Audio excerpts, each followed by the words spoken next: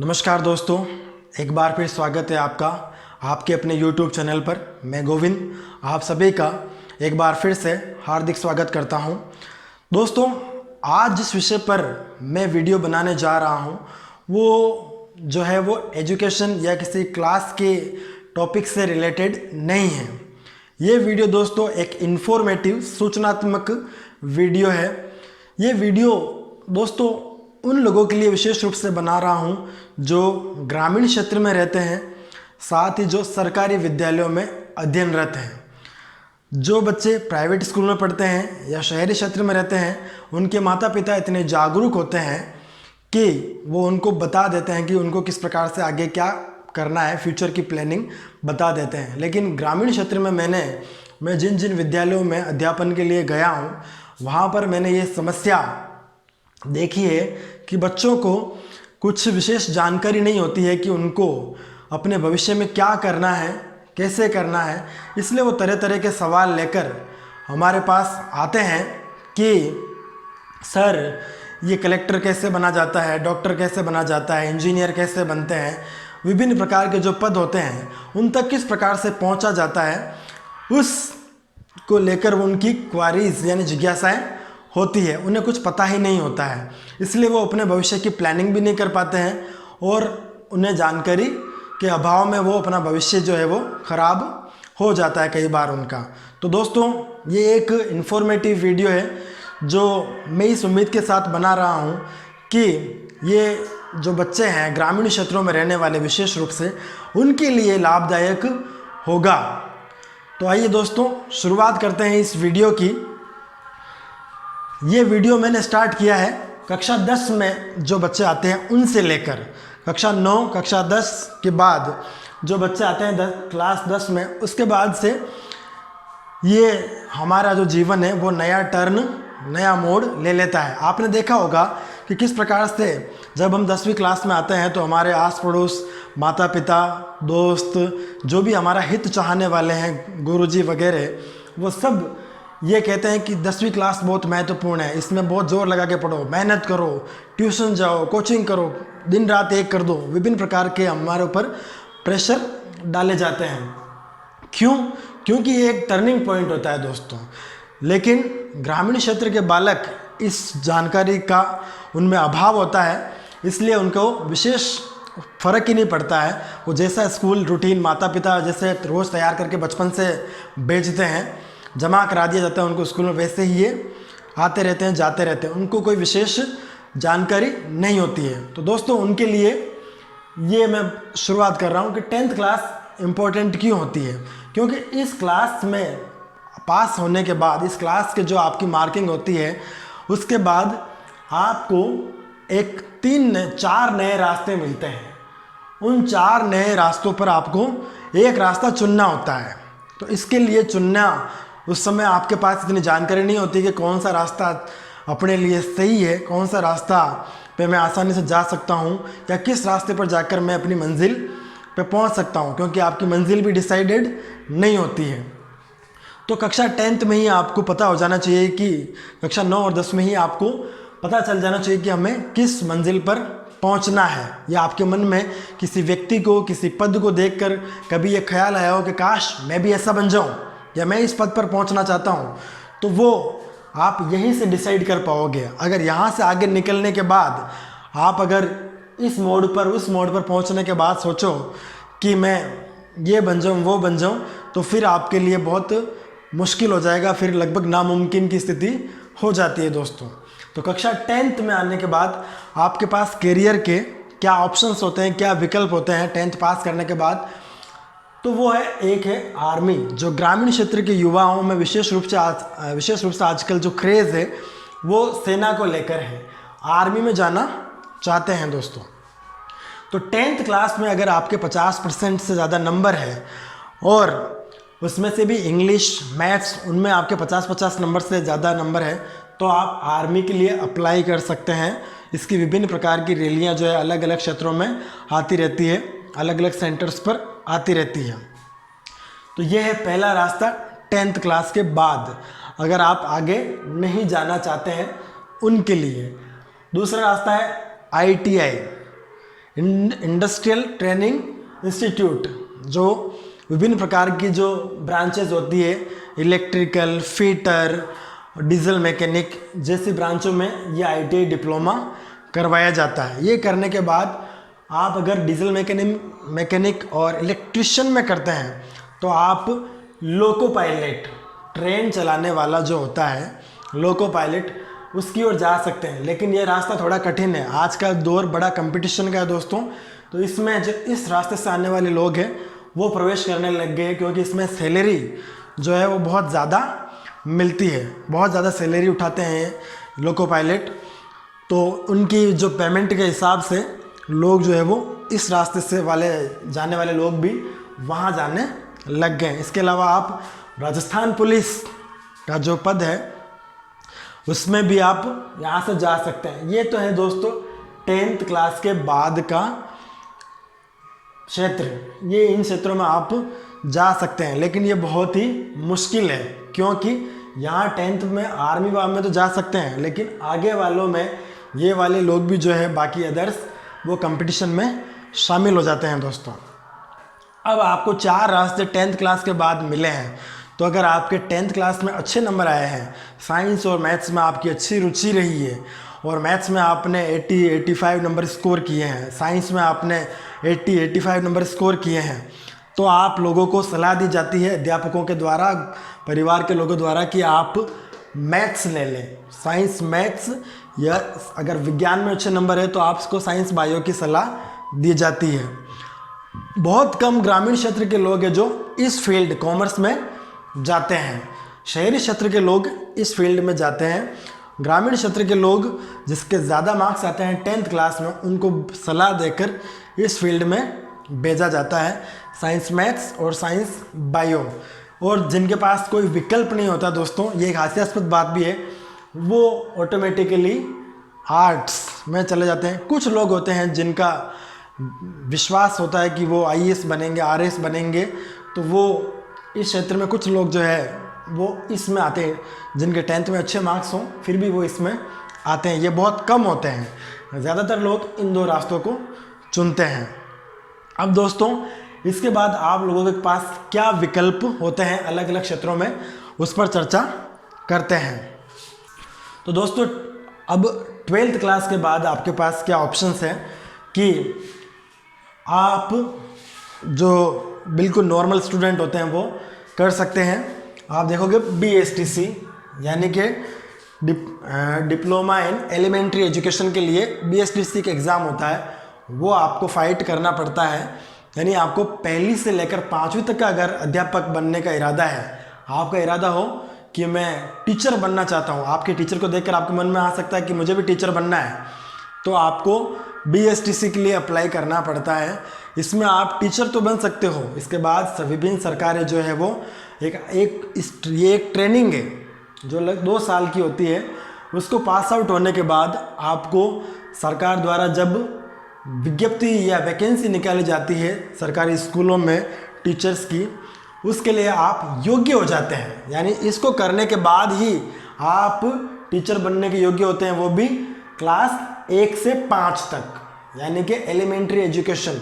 इसका नाम ही है प्राइमरी शिक्षा, प्राथमिक शिक्षा का डिप्लोमा। तो वो उसके लिए आप योग्य होते हैं और जब वैकेंसी आती है तब आप अप्लाई करके टीचर पद कक्षा 1 से 5 तक के लिए बन सकते हैं। उसको पास आउट करने के बाद, जो एग्ज़ाम होता है उसको पास आउट करने के बाद। दूसरा विकल्प होता है दोस्तों ANM। ANM क्या होता है, जो राजस्थान में जो 12वीं स्वास्थ्य कर्मियों के लिए लिया जाता है, राजस्थान सरकार और प्राइवेट कॉलेज दोनों ही करवाते हैं। राजस्थान सरकार इसको नाम मात्र की फ़ीस में, लगभग 100-200 रुपये की फ़ीस में ये करवाती है।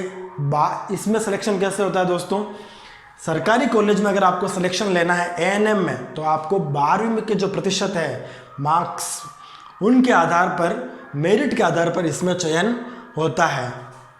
18 महीने का ये कोर्स होता है, 6 महीने की इंटर्नशिप होती है जिसमें आपको एक हॉस्पिटल में भेजा जाता है और वहाँ पे आपको तैयारी के साथ में आपको जो है इंटर्नशिप के लिए स्टाइपेंड भी मिलता है।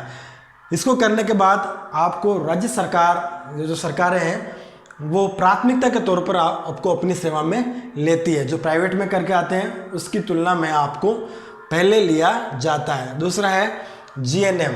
जीएनएम आर्ट्स वालों का भी नंबर आ सकता है, लेकिन इसमें अधिकतर साइंस वाले लोग जो है वो जाते हैं।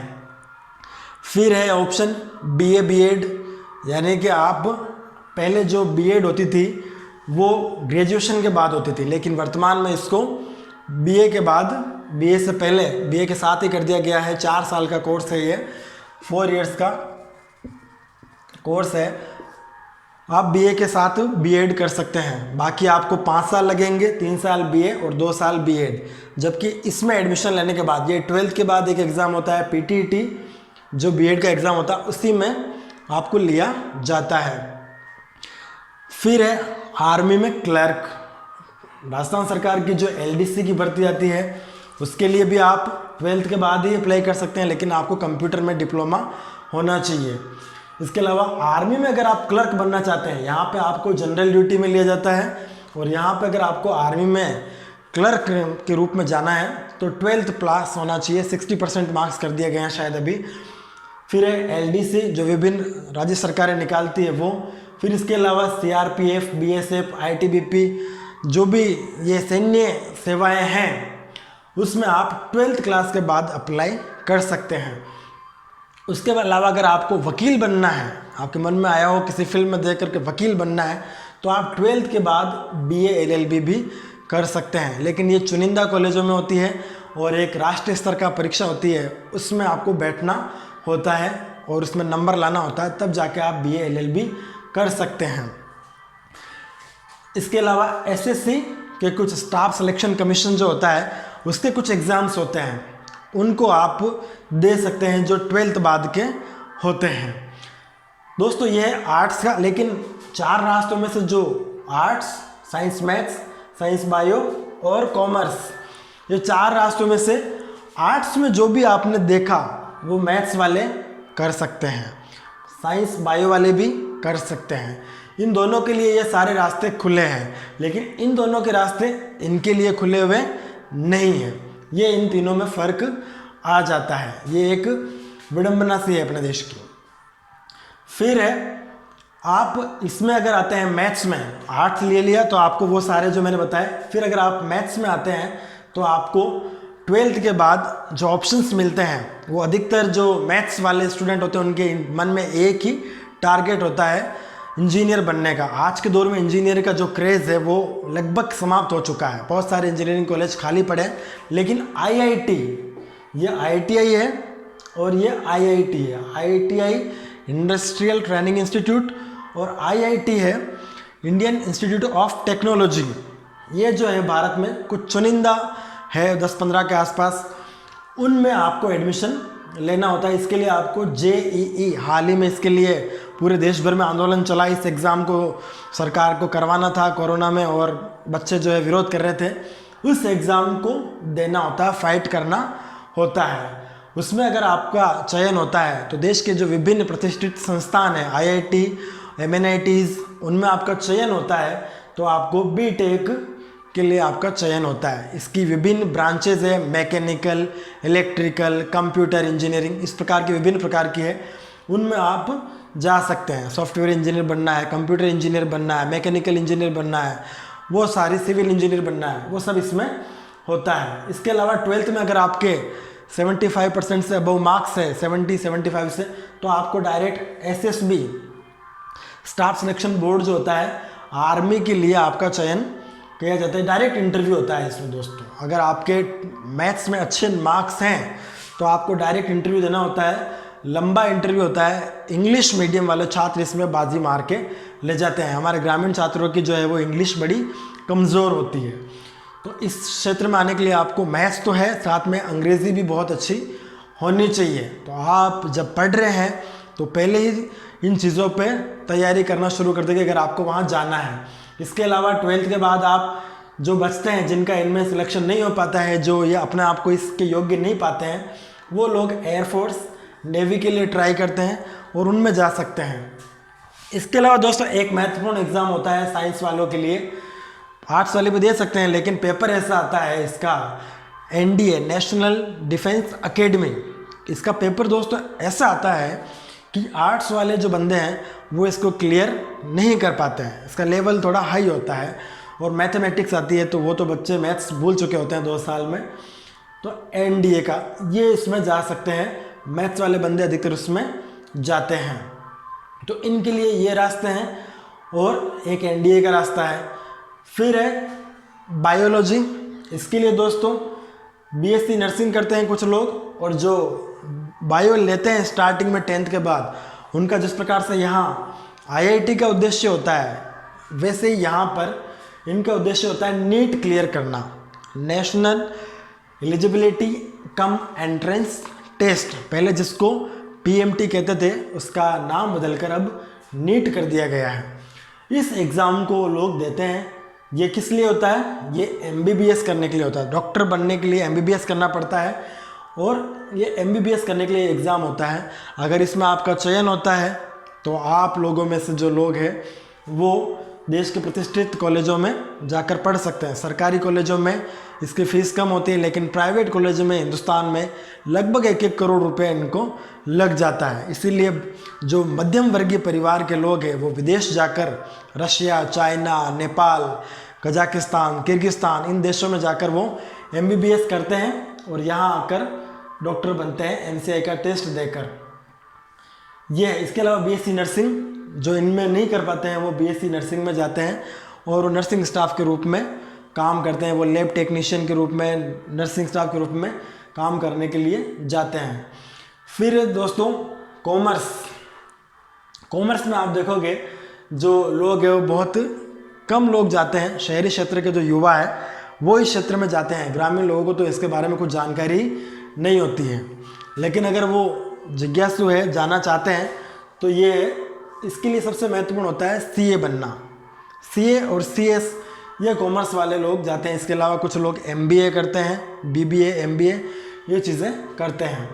एमबीए बीबीए का क्रेज़ अब ख़त्म हो चुका है, अब ये सीए बनने का काम चलता है। इनको फर्स्ट में सीए फाउंडेशन कोर्स करना पड़ता है 3 साल का, उसके बाद इंटरमीडिएट कोर्स करना पड़ता है 4 साल का, और उसके बाद जो है वो 3 इयर्स का जो है सीए आर्टिकलशिप कोर्स करना पड़ता है। यानी 3 चरणों में ये पूरा होता है और सीए फाइनल एग्ज़ाम करने के बाद आप सीए बन जाते हैं।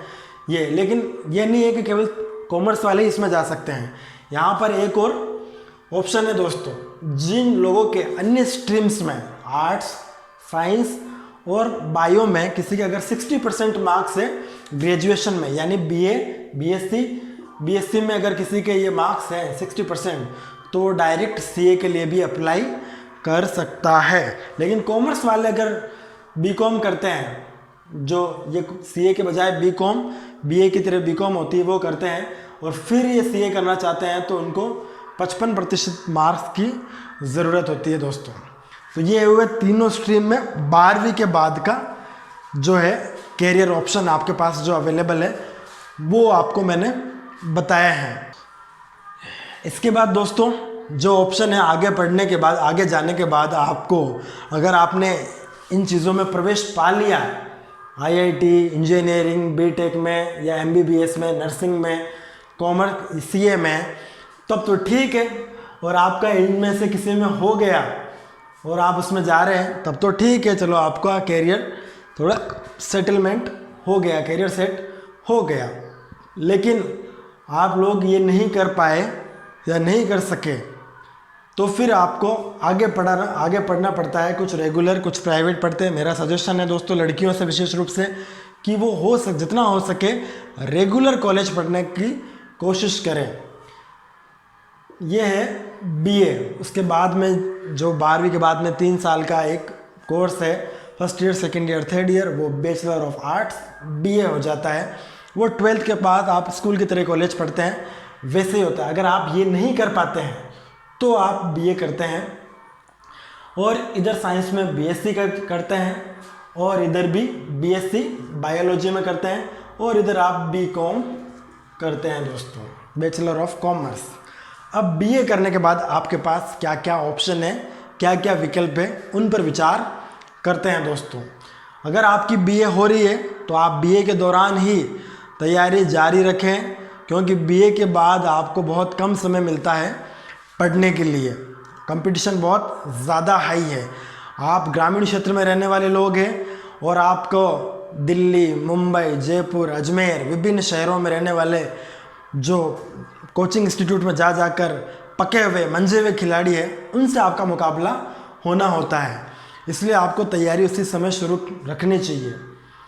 अब बीए के बाद आप लोगों के पास ऑप्शन होता है एक बीएड करने का। बीएड कर लिया दोस्तों, बैचलर ऑफ एजुकेशन, अगर आपने यहाँ पे एडमिशन ले लिया तब तो आपका 4 साल में कंप्लीट हो जाएगा, और नहीं लिया वहाँ पे तो आपको बीएड करना पड़ेगा। यहाँ पे 2 साल का ऑप्शन है, ये 2 ईयर में करना होता है। इसके अलावा आप जो एग्ज़ाम दे पाते हैं, अगर आपको बीएड नहीं करना है, टीचिंग लाइन में नहीं जाना है, आपका इंटरेस्ट नहीं है, तो आप जो एग्ज़ाम दे सकते हैं बीए के बाद, ग्राम सेवक, जो ग्राम सचिव होता है हमारे पंचायतों पर, वो ग्राम सेवक, सब इंस्पेक्टर, राजस्थान में विशेष रूप से सब इंस्पेक्टर, और भी जो एग्ज़ाम्स हैं वो सब ग्रेजुएशन लेवल के ही होते हैं। रेलवे में आप assistant station master, goods guard, है ना, इन पदों पर जा सकते हैं, पटवारी। इसके अलावा बैंक में अगर आपका जाने का इरादा है तो आईबीपीएस का जो एग्ज़ाम होता है उसको आप दे सकते हैं। इसके अलावा एसएससी, स्टाफ सिलेक्शन कमीशन का हायर लेवल का जो एग्ज़ाम होता है वो आप दे सकते हैं, जिसे सीजीएल कहा जाता है। सीजीएल क्लियर होता है तो आपको ऊंचे ऊंचे पदों पर जाना हो। इसके अलावा अगर आपका टारगेट हाई है, अगर आपका इरादा है कि आप एसडीएम बने, कलेक्टर बने, तो आपको आरएएस, इरादा, मेरा उद्देश्य ये है कि आपका टारगेट यहीं पर होना चाहिए, और आईएएस, ये आप बीए करने के बाद भी दे सकते हैं एग्ज़ाम। ये राजस्थान स्तर का एग्ज़ाम है। इसमें आपको 3 चरण से गुजरना होता है। पहले प्रारंभिक परीक्षा जो ऑप्शनल यानी ऑब्जेक्टिव आती है, उसको क्लियर करने के बाद आपका एग्ज़ाम होता है मेंस, वो डिस्क्रिप्टिव होता है। उसके बाद आता है आपका इंटरव्यू, उसमें चयन होने के बाद आपको आरएस मिलता है।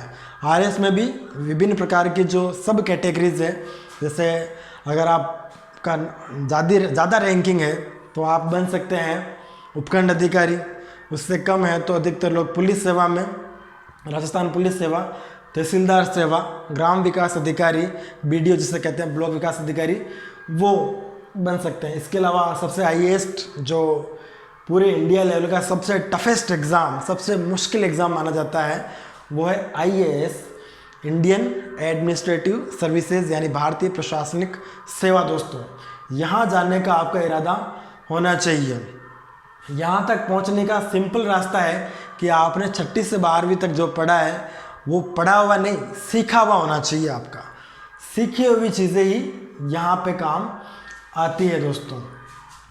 अब हुआ, ये हो गया आर्ट्स के लिए। इसके बाद ये कि ये सारी चीज़ें आप इसमें भी कर सकते हैं, और अधिकतर इसके आज के दौर में जो मैथ्स वाले लोग हैं वो वहाँ तक जा रहे हैं। आईबीपीएस में भी वही जा रहे हैं, पटवारी में भी वही जा रहे हैं, आरएस, आईएएस सब में वही जा रहे हैं। एसएससी तो उनके लिए ही बनी हुई है, शायद इतनी टफ गणित उसमें आती है। अब मैथ्स वाले सीडीएस, एनडीए में अगर वो नहीं जा पाए तो ये का ये इसका बड़ा रूप है सीडीएस, कंबाइंड डिफेंस सर्विसेज, उसमें वो जाते हैं। इसके अलावा आईआईएम, आईआईटी में करने के बाद इंडियन इंस्टीट्यूट ऑफ मैनेजमेंट, उसमें वो जाते हैं। जो आप बड़ी बड़ी कंपनियां देखते हैं, गूगल, यूट्यूब, माइक्रोसॉफ्ट, पेप्सिको, विश्व की जितनी भी बड़ी बड़ी कंपनियां हैं, उनको चलाने वाले जो भारतीय लोग हैं, सत्य नाडेला, सुंदर पिचाई, वो सारे भारतीय लोग इसी आईआईटी और इसी आईआईएम से निकले हुए हैं दोस्तों। इनसे निकलने के बाद वो उन पदों पर पहुंचे हैं जो आज करोड़ों अरबों रुपए कमाते हैं। इसके अलावा असिस्टेंट कमांडेंट, एसएससी के ही जो एग्ज़ाम है वो ये लोग देते हैं। इसमें इनकम टैक्स ऑफिसर बनते हैं, और टैक्स असिस्टेंट के रूप में, रेवेन्यू अधिकारी के रूप में भी ये काम करते हैं। जो सारा मैंने इधर बताया था वो सब ये कर सकते हैं। इधर वाला काम वो नहीं कर सकते, लेकिन उधर वाला सारा ये वाले लोग जिन्होंने ये इस क्षेत्र में गए हैं वो कर सकते हैं, जिन्होंने ये रास्ता चुना है वो कर सकते हैं। फिर इनके लिए भी यही है, ये भी ये सारे एग्ज़ाम दे सकते हैं। वो भी दे सकते हैं कुछ एग्ज़ाम्स इनमें से, लेकिन उनका चयन बहुत ही मुश्किल मुश्किल रास्ता उनके लिए है।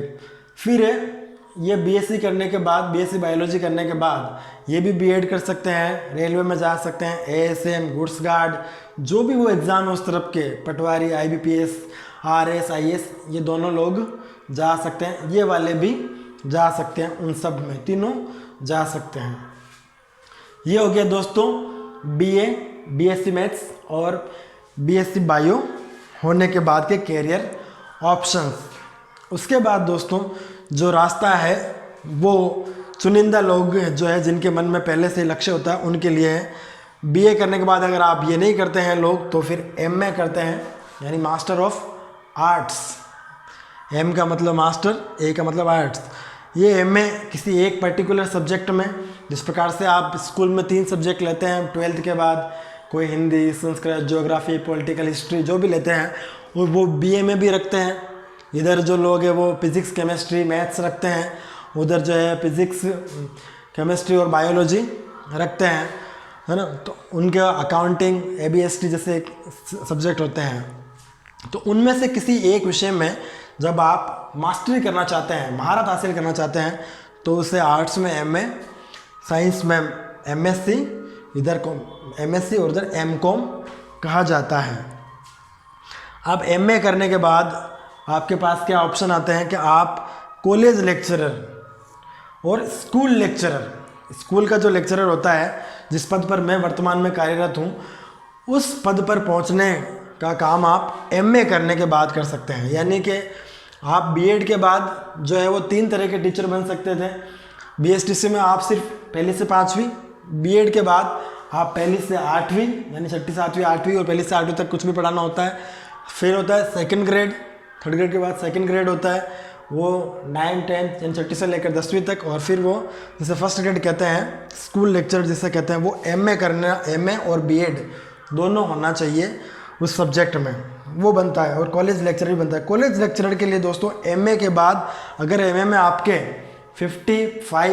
50% से ज़्यादा अबव नंबर है, आप जनरल कैटेगरी में आते हैं तो आपको 55% नंबर चाहिए, और ओबीसी या अदर कैटेगरीज में आते हैं तो आपको 50% नंबर हो तो आप ये एग्ज़ाम दे सकते हैं। राज्य स्तर पर सेट, जो राज्य सरकारें लेती है, स्टेट एलिजिबिलिटी एग्ज़ाम, वो टेस्ट जिसे कहते हैं वो, और नेशनल, राष्ट्रीय स्तर पर नेट, नेशनल एलिजिबिलिटी टेस्ट जो होता है दोस्तों, उसे दे सकते हैं।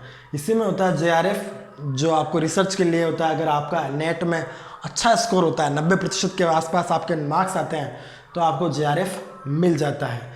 ये लोग जिसने नेट और सेट कर रखा है वो पीएचडी करते हैं, पीएचडी कर रखा है, ये लोग कॉलेज लेक्चरर, जिस कॉलेज में आप पढ़ते हैं, जो लेक्चरर आपको वहाँ पे पढ़ाते हैं, वो बनना है अगर आपका इरादा, उद्देश्य, तो आपको ये चीज़ें सेट और नेट एमए करने के बाद करनी होती है। इधर एमएससी करने के बाद आपको सेट और नेट करनी होती है।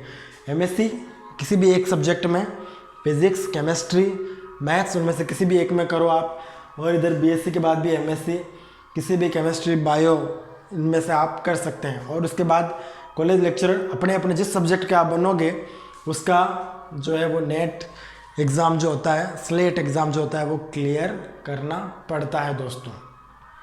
तो यहाँ ये आपकी मंजिलें होती है। अब जो ग्रामीण क्षेत्र में उन लोग रहते हैं, बच्चे पढ़ते हैं, उनसे मेरा विशेष निवेदन है दोस्तों कि अगर आप 10वीं क्लास में हैं या इनमें से किसी भी पड़ाव पर हैं तो आप अभी से सजग हो जाइए, क्योंकि आपका मुकाबला बहुत बड़े बड़े महारथियों से होने वाला है। इस प्रक्रिया को जो है वो समझना बहुत इजी है, बहुत आसान है, लेकिन जानकारी के अभाव में जो है हम वहाँ तक पहुँच नहीं पाते हैं दोस्तों। तो ये जानकारी मैंने आपको इसीलिए उपलब्ध करवाई है। ये मेरा वीडियो बनाने का एकमात्र उद्देश्य यही था कि मेरे पास जो है बहुत सारे बच्चे हैं। जिस दिन मैं ये वीडियो बना रहा हूँ उस दिन भी कुछ बच्चों का फ़ोन आया कि ये रीट का एग्ज़ाम क्या होता है, कैसे देना होता है। वो सब ये रीट के एग्ज़ाम जो होते हैं जिससे राजस्थान में टीचर बना जाता है 3rd ग्रेड का, वो इस बीएसटीसी और बीएड के बाद देना होता है दोस्तों। तो अगर आपके पास ये जानकारी हो और आपको पता हो कि किस प्रकार से कहाँ तक इन मंजिलों पर पहुँचा जाता है। RS, IAS, college lecturer, school lecturer, income tax officer, CDS, NDA, army में, नेवी में ऑफिसर रैंक पर जाना हो, किसी भी बड़े पद पर आपको पहुंचना हो तो उसका जो रास्ता है दोस्तों वो यहाँ से होकर गुजरता है। अगर आपको रास्ता ही पता नहीं होगा तो आपको मंजिल पे पहुंचने में बड़ी मुश्किल होने वाली है दोस्तों।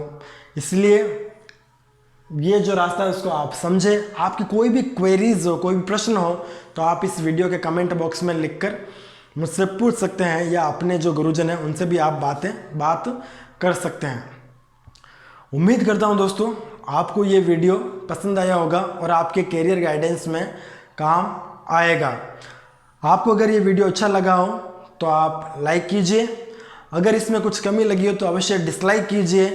डिसलाइक का कारण भी आप कमेंट बॉक्स में लिखें ताकि मैं आने वाले वीडियो में और सुधार कर सकूं और कुछ अच्छा कर सकूं। ये मेरा एक जो है भेंट है वीडियो के रूप में ग्रामीण क्षेत्र के बच्चों के लिए। मैं चाहता हूं कि वो जो है ग्रामीण क्षेत्र के बच्चे हैं वो इसको देखें, समझें, जानें और वहां तक पहुंचें। और ये जो चीज़ें हैं दोस्तों, आपके अंदर जिज्ञासा और लर्निंग दो चीज़ें होनी चाहिए। आपके अंदर जिज्ञासा होनी चाहिए कि ये कैसे होता है, कहाँ से होता है, क्या करना पड़ता है, वो जानने की इच्छा अगर आपके अंदर नहीं होगी तो आप अपने इन रास्तों पर नहीं चल पाओगे। और एक होता है सीखना, पढ़ना अलग होता है दोस्तों, सीखना अलग होता है। आपको सीखना पड़ता है, जो अगर आपने सीखा है ये सारी चीज़ें तो आपके लिए यहाँ तक पहुँचना बहुत आसान है। हमने सीखा नहीं था, हमने पढ़ा था, इसलिए खासकर मुझे यहाँ पर पहुँचने में बड़ी दिक्कत हुई थी। लेकिन मैं चाहता हूँ कि जो मेरे स्टूडेंट है या ग्रामीण क्षेत्र में जो पढ़ने वाले युवा हैं उनको इन मुश्किलों का सामना नहीं करना पड़े दोस्तों, तो वो इस वीडियो से अपने करियर की राह चुन सकते हैं, मदद ले सकते हैं। धन्यवाद दोस्तों।